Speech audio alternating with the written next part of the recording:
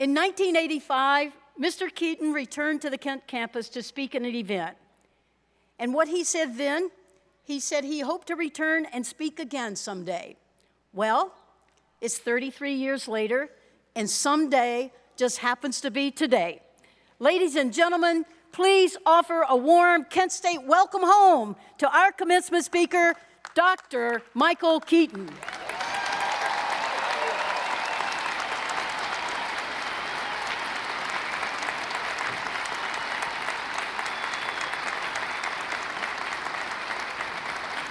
Thank you.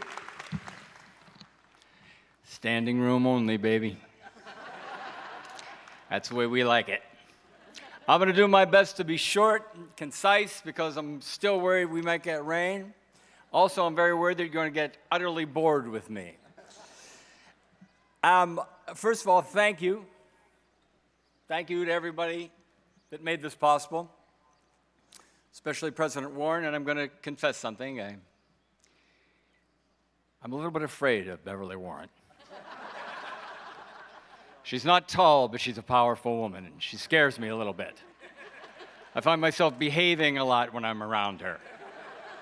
Maybe it's her title, maybe it's her power.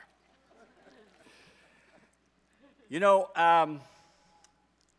the first thing I want to tell you,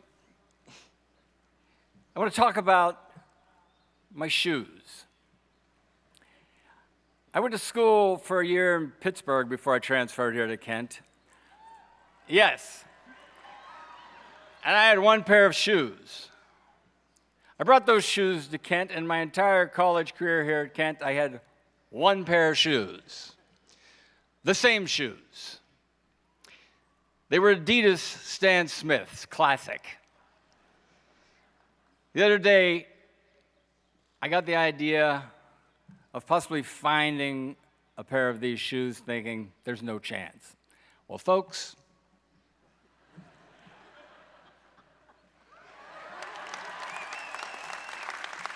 hold on a minute.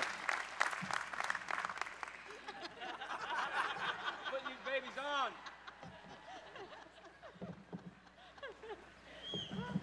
All right.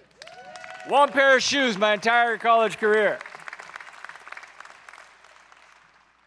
You can only imagine what they smelled like after a while. I wore out the right side of my toe, and you know what it's like here in northeastern Ohio in the slush and the cold, and I was constantly doing this. I was always shaking water out of my. I may have had another pair of shoes, but this was basically it. This was basically my single pair of shoes. The first thing I want to say to the students here today is, congratulations. You've already accomplished something I didn't. You've graduated.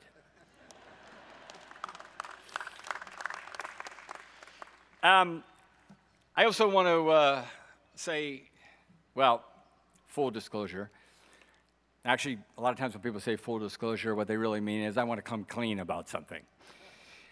I'm going to come clean about something. I never really liked school. What are they doing behind me? Are they getting nervous right now? Yeah. And this is the truth. I never really did, and I'm not making this up, until I came to Kent State. And that's the truth. But when I was little, I have all these adults and people talking to me about school, and this place called school, and they describe it as this place where you'd go and it would be fun, and you'd learn things like numbers, and there would be older people there watching you, and you'd sit in a desk inside a classroom, a little desk that you had to sit there all day long and be very good and sit still, and it was a lot of fun. It sounded horrible to me. Why didn't they just send me to hell, I thought.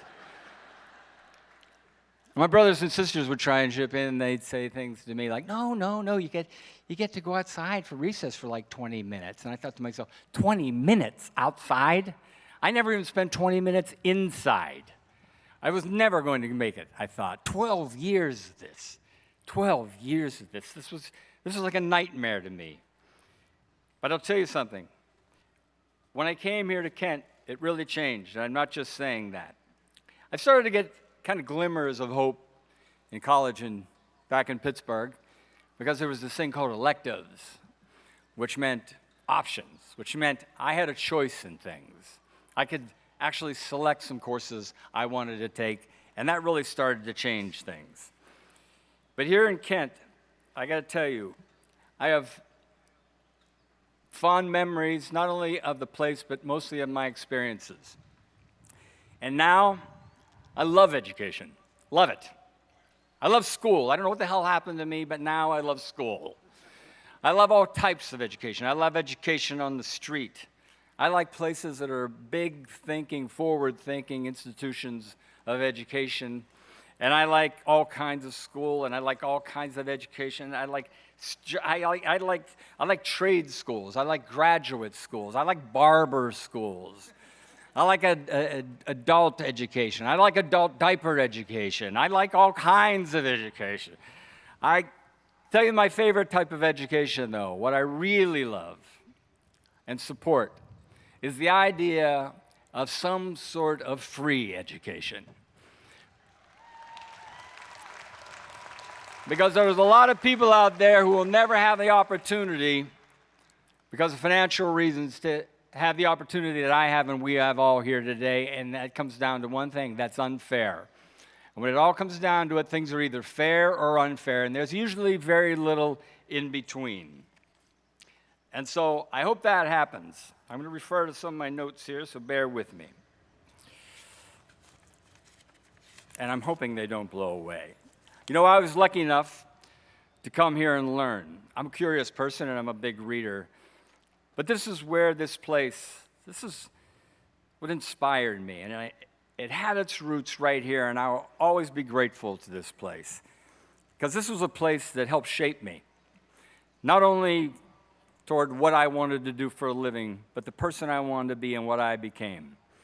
And as you people know, a lot of your knowledge comes in the classroom, but a lot of it comes from experiences you had while you were here, the friends you made and the people you met.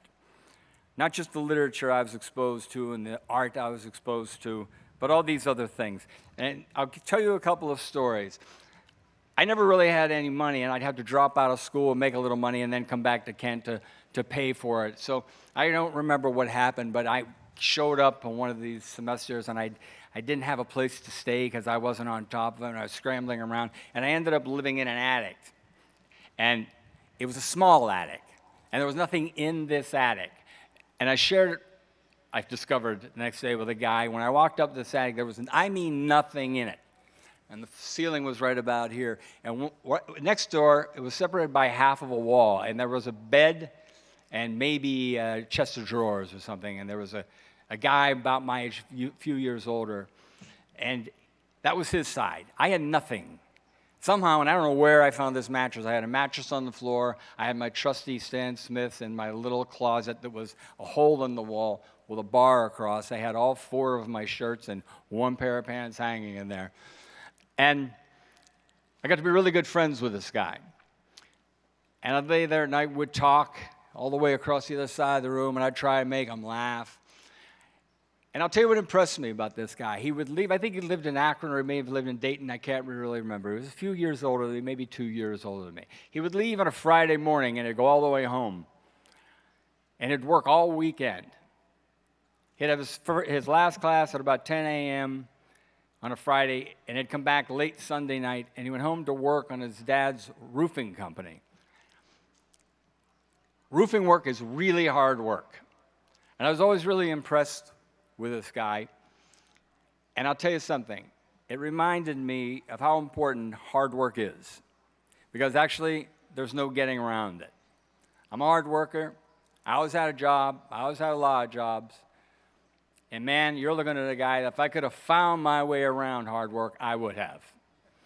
But at some point, you just got to look hard work in the eye and say, you win. Because there ain't no other way to do it.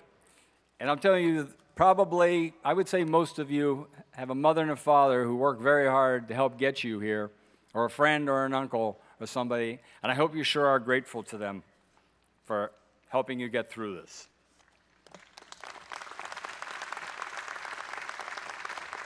I'm going to tell you one more story, and then I'm going to start cutting to the chase here, moving things along, because I'm really afraid it's going to start raining. One day I walked by the journalism department where I had some of my greatest classes.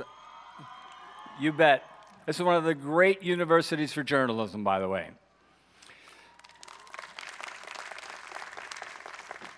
I was a big fan of the Kent Stater, read it every day. I walked by the building in Taylor Hall, I think it is, and I walked right off the campus and I stuck out my thumb because I had to hitchhike everywhere I went, and I hitchhiked down to Washington, D.C. to participate in the anti-war demonstration. And on the way down, somewhere around Maryland, I guess, I got picked up my second or third ride by a guy roughly my age, in a pickup truck, I think. I can't really remember. I got in, we got to talking. As the Billy Currington song says, like two old boys will do. We talked about a lot of things, and we were headed to the same place. The difference was he was in the National Guard, and I was going down to protest the war in Vietnam. On the way down, we talked about sports, cars, girls, I'm sure, and music, whatever two young guys talk about. And we got out. We both said it was nice talking to each other and stay safe. And I said, thanks for the lift.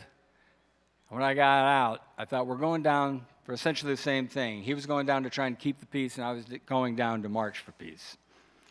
We weren't that different, really. And at the time, I couldn't help think of the inherent drama in it, what a great story it was. I had taken my little notepad and my pen because I was going to write a story for my journalism class and report about what I saw, but I never did. I was more taken with the irony and even the comedy and what just happened to me with this guy in this truck on that day. And that was one of the experiences I had here that really started to shape me. And so I had to drop out of school one more time to make a living and to afford to go back in school. And I had done a play here, and I was really getting into my writing. And I went back to Pittsburgh. I worked 2 jobs. I was doing a play at night. I was working in a nightclub at night, and I'm not going to bore you with all the details, but I was saving every penny I could. And at that point, I thought it was time to make my move because I was feeling it. So I made my move to Los Angeles, and I never had the intention of dropping out of school, but I thought I should take my shot. And that's what I did. And I remember my sister Diane coming in and talking to me and saying, are you sure about this? Something like that. You feeling okay about this decision? And I remember saying to her, I just never want to get older and look back and think I never tried. I never gave it a shot. So I'm going to tell you this if you don't already know it. There's nothing I love more than people who try. I coached just about every team my son played on, and the kids I loved the most were the kids who tried.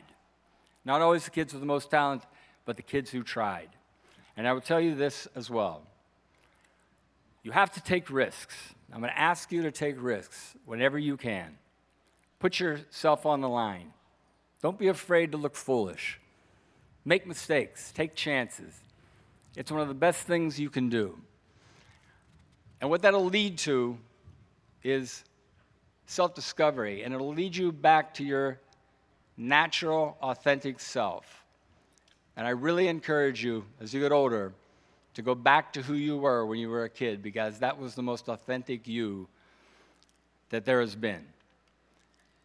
Just always seek that authentic self like when you were a little kid. I guarantee you, when you were 3 or 2 years old, when you were a toddler, you didn't look at other toddlers and think, what a stupid haircut.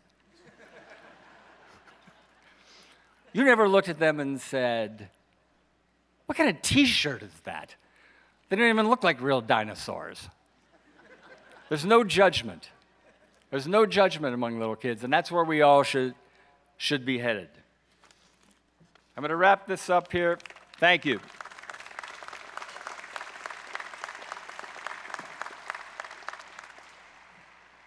Don't ever live in your false self. Always live in your real self. Because the absolute freedom of not worrying about what other people think is indescribable and worth all the effort that you put into it. And one of the things that's going to happen to you as you try to make your way back to your authentic self is you're going to face something called humility. It's going to be one of the greatest things that's ever happened to you in your life. You're going to go through life at times thinking you're all that, and you're going to learn real quick you ain't. And humility is going to knock on your door one day. He's going to say, on your knees, son. And it's one of the best things that could ever happen to you. But don't give up the fight to find your authentic self, and don't quit. I'm looking at all these faces out here, and I'm thinking to myself, man, I see a lot of different looks. I've heard people talk about them and put them in the group and call them millennials. And to me, you all look like a bunch of individuals. You all look like people who don't want to be categorized, who don't want to be put in a group. And I've got a friend named John Mayer, who's a really good guy and a monster guitar player and a damn good writer. And he's got this song called Waiting for the World to Change. I hate that song. Because I'm looking out at you and your generation and your little brothers and your little sisters and those kids down in Parkland, Florida, and I'm thinking to myself, they ain't waiting for anybody. Don't you wait for anyone. You are the world. You are the change.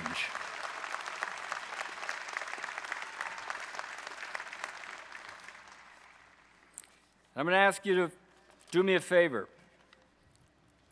I'm going to ask you to be respectful, to respect yourself. Always think of the other guy, as my mom used to say. Be thoughtful. Honor decency. And fellas, be a gentleman. Be generous. Be fair. Be courageous. Be yourself. Peace.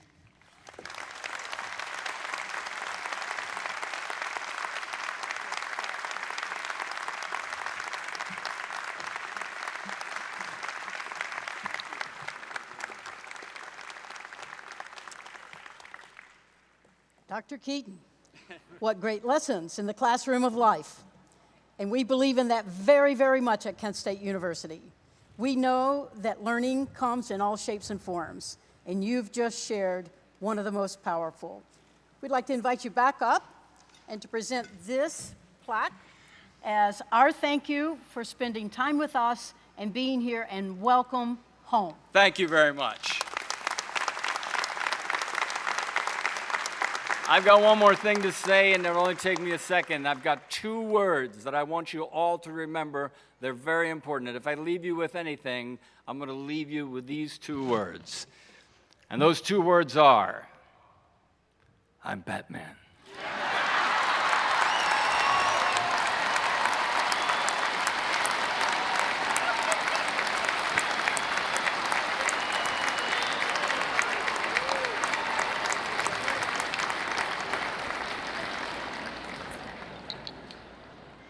Okay, Batman. It is time for Provost Dicon to present the doctoral degree candidates.